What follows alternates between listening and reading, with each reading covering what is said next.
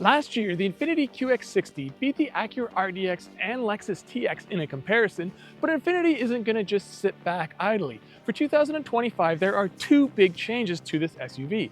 First, there's this specific model, which is called the Black Edition package.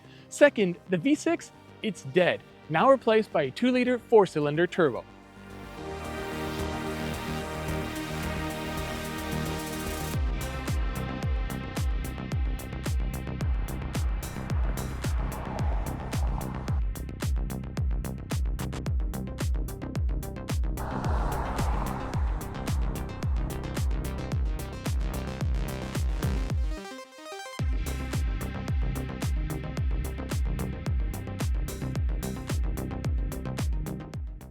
So let's get right into the biggest change this year, and that is the engine. So the 2-liter turbo develops 268 horsepower and 286 pound-feet of torque.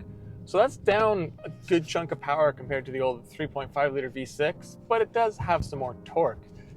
Driving-wise, it's very different than the old V6. There's more power once it builds up, although the numbers suggest otherwise.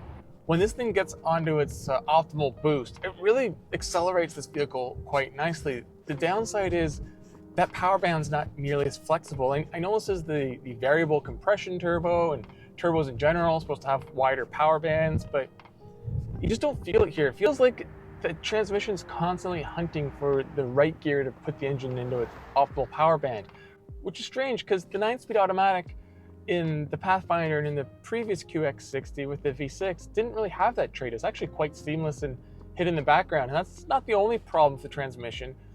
When accelerating from a stop, there's a bit of a hesitation before the gear will engage, and then there's a bit more hesitation until the full power comes, and that's not turbo lag. You can tell it's the transmission or the vehicle holding power back. But like I said, once the engine and transmission get aligned, power's plentiful.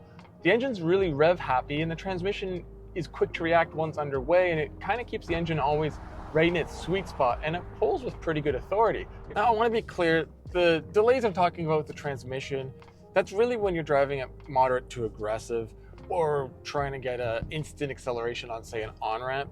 When driven more sedately, it's perfectly fine. It's actually really smooth in transitions and whatnot, and I have a feeling this will be driven in that manner more, but it's the ones coming off of a stop that really takes a lot to get used to.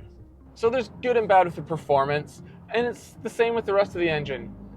It's quite quiet. Infiniti does a good job of isolating outside road noise and engine sound, but when you do hear it, when you're accelerating a little more briskly, it sounds like a 2-liter turbo, which doesn't really match sort of the sophistication of a large premium luxury SUV.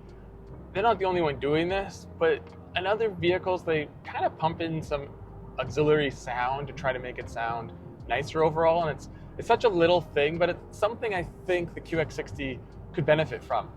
Fuel economy is officially rated 2 miles per gallon higher in the 2-liter turbo, which is pretty good because the old 3.5 V6, I usually beat the estimates when driving just normally.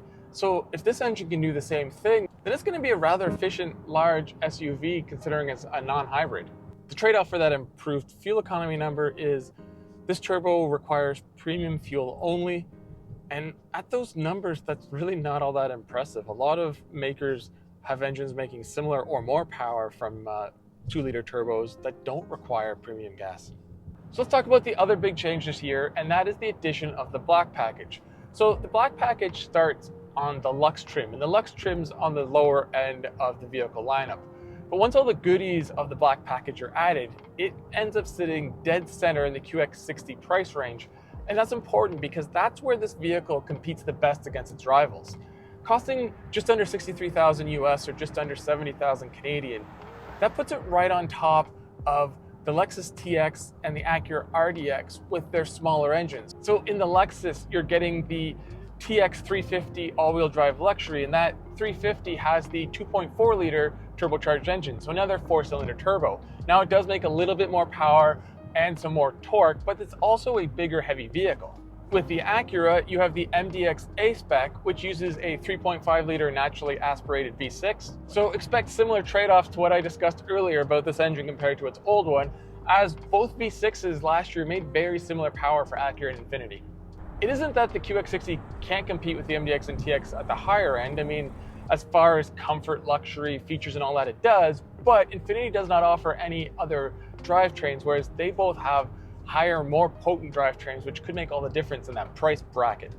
So back to the black package. So what does it add? Well, it's more of a style package than anything else, but I think that's important because the Lux, and we'll get to this in a little bit, comes pretty well loaded as it is. So the black package gives a black grille surround, black badging, unique black alloy wheels, there's black roof rails, the front and rear bumpers are painted slightly different. It has the illuminating Infiniti badge up front standard, as well as illuminating side sills in the front and the illuminating puddle lights. In Canada, it includes the Bose upgraded audio system. In the US, that's already part of the Lux package. Inside, it also has black roofliner and black pillars. It's also available in only a few colors, and it's probably to best get the contrast or the pairing of the black package with whatever paint color. And one that's very exclusive, because it only comes with the black package, is the Harbor Gray that this vehicle is painted in. And it is a nice contrast. And like I said, this isn't anywhere near the top line vehicle, but because the QX60 doesn't really change its exterior styling all that much as you go up the line, it looks more expensive than it is. And it is still a luxury car. So even if the Lux is a lower trim, you still get leather seats, heated seats front and rear, the panoramic moonroof. There's 8-way powerful adjustability for the front seats. The steering wheel is a power tilt telescopic setup. There's dual 12.3-inch screens. There's wireless Apple CarPlay, wireless Android Auto, wireless charger. It's a lot of what are almost necessities in this class today, and a few extras.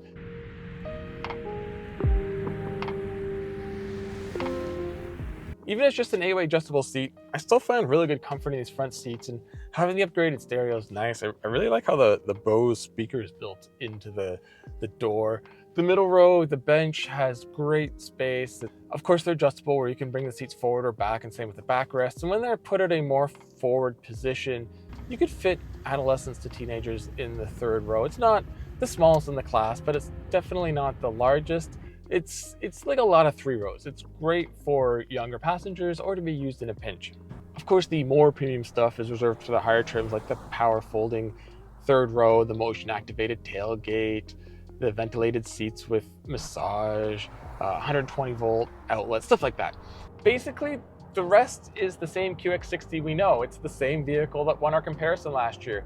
The interior is somewhat stylish, looks premium, which is the most important thing, and the dual 12.3-inch screens are nice, and you can adjust and customize them. And what I really like with the infotainment system is I can have Apple CarPlay on one portion of the screen and still have some sort of vehicle information on the other, like audio, which is a huge plus. The multi-level dash is kind of nice, and the piano black strip looks nice, but it is piano black, and as we always go on about, it'll get fingerprints, and I just wish the industry would get over this.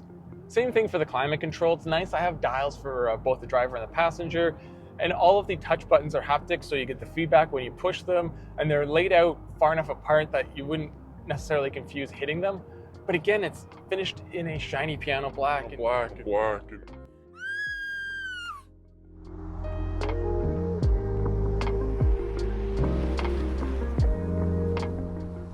Aside from the engine, which I've gone over, and transmission, QX60 is, again, the same as it's been. It's a very comfort luxury orientated SUV more than a sporty one. I mean, it drives okay, and it's predictable, and it's pretty easy to maneuver for its size. But what it really excels at is a nice smooth ride. You can go over a lot of broken pavement, and it isolates a lot of it out, especially considering it doesn't have any sort of adaptable suspension.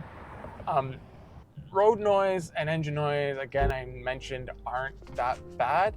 Wind noise is a little bit worse than I remember and expect in this class, but it could also be this is just late fall, early winter weather where it's always windy and howling out there, and there's no more leaves on the trees, so the wind's really picking up. So that might be it.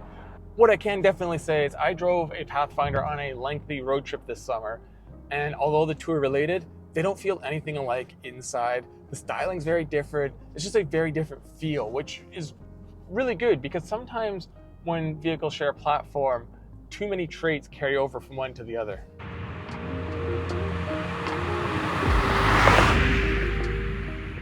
The 2-liter turbo 4-cylinder, well, it doesn't really make the QX60 any better, but it doesn't make it any worse either. It just makes it different. It's just a different kind of SUV compared to last year's model. The one advantage for 2025 though is this, the Black Edition package. It gives the QX60 a stylish, well-equipped package in the mid-price point that should match up well against its key rivals.